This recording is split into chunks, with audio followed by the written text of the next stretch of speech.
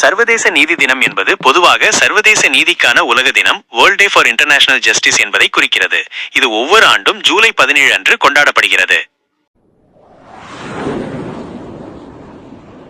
ஒவ்வொரு ஆண்டும் ஜூலை 17 அன்று கொண்டாடப்படுகிறது.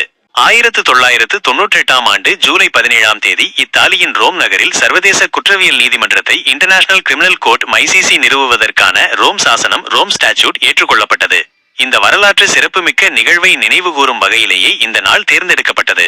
2010ஆம் ஆண்டு ஜூன் 1ஆம் தேதி கம்பாலாவில் உகாண்டா நடைபெற்ற ரோம் ஒப்பந்த மறு ஆய்வு கருத்தரங்கில் உறுப்பு நாடுகளின் சபை இந்த தினத்தை அனுசரிக்க முடிவு செய்தது. சர்வதேச குற்றவியல் நீதியை ஊக்குவித்தல். இனப்படுகொலை, போர்க்குற்றங்கள், மனிதகுலத்திற்கு எதிரான குற்றங்கள் மற்றும் ஆக்கிரமிப்பு குற்றம் போன்ற மிக கடுமையான சர்வதேச குற்றங்களுக்கு நீதி வழங்குவதன் அவசியத்தை வலியுறுத்துகிறது.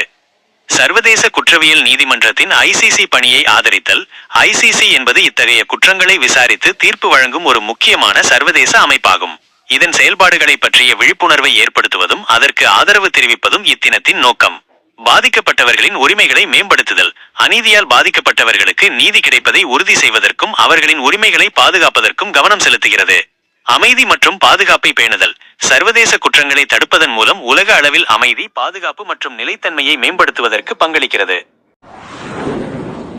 சர்வதேச நீதி அமைப்புகளின் முக்கியத்துவம் மற்றும் அவற்றின் செயல்பாடுகள் குறித்து பொதுமக்கள் மற்றும் அரசுகளிடையே விழிப்புணர்வை ஏற்படுத்துகிறது.